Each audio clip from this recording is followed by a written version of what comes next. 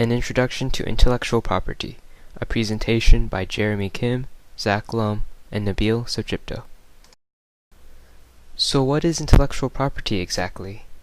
Well, the World Intellectual Property Organization defines it simply as creations of the mind.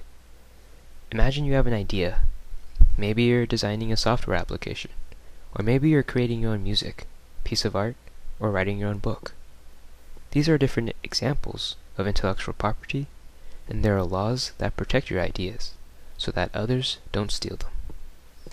There are 4 kinds of intellectual property: copyright, trademark, trade secrets, and patents.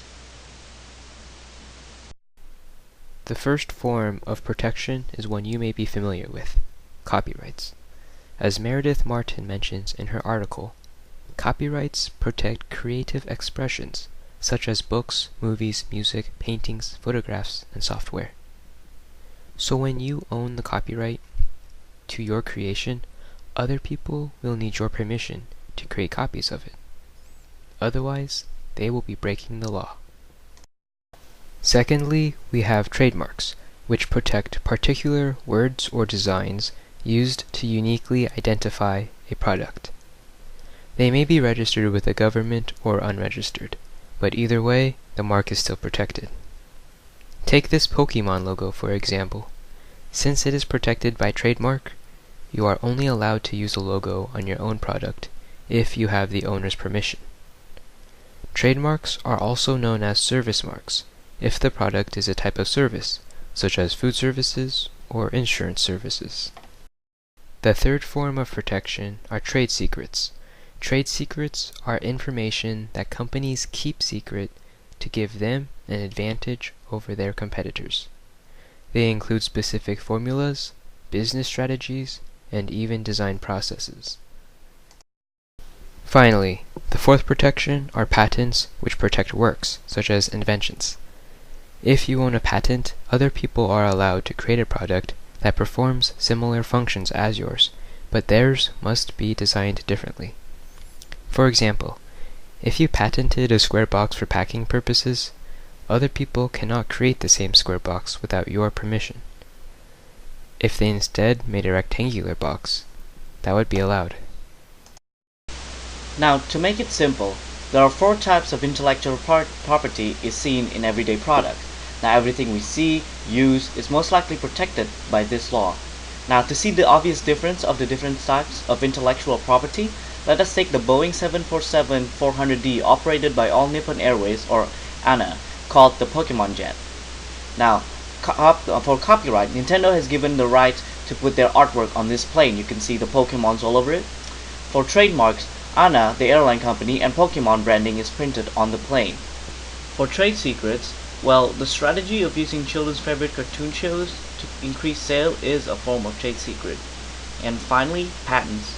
Well, an example is the Boeing 747, which uses a wingtip modification which allows fuel efficiency.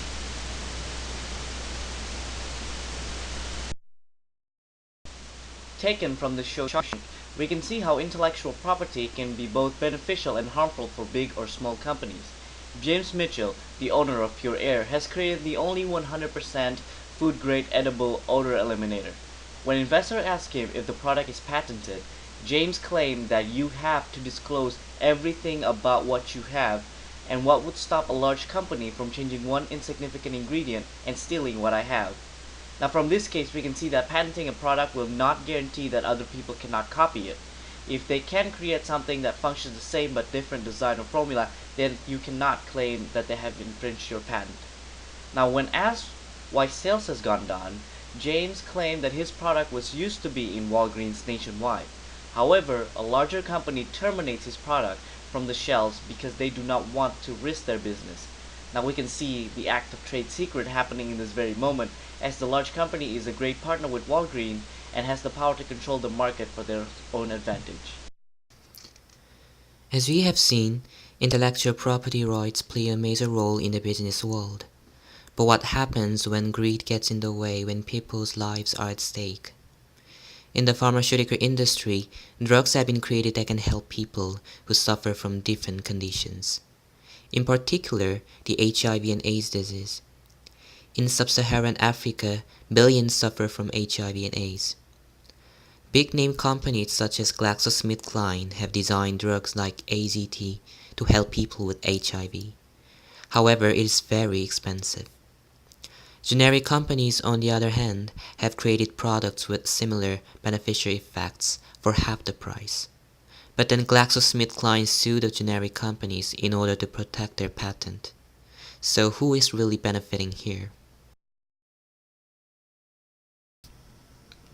Joseph Stiglitz, the author of Intellectual Property Rights and Wrongs, says that copyright should be about policy, not property.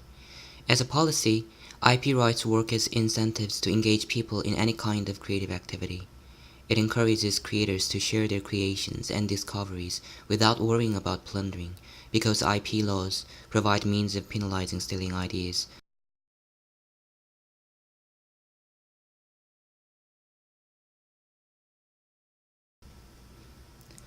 But when the IP owners claim the right, like real property, IP fails to fully count on the basic process of creation. It is generally recognized that inspiration comes from what's already around us, thus exposure to past creation is inevitable.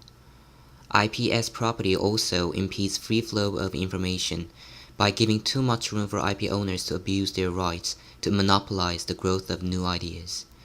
From the example of AIDS medication, we see that the price of patented products goes up uncontrollably high, and those products are not supplied as much as there are demands. The patent wars around the world tell us that IP rights are more accessible to those with power and money. Just knowing IP rights is not enough to protect growing ideas. Big companies often steal individuals' ideas and do not reward them properly. To sum up, overprotecting IP is as harmful as underprotecting it, because it stifles the very creative forces it's supposed to nurture. What we hope is that all this talk of IP issues allows us to have a global conversation about what sort of IP policy we want to live with in the 21st century.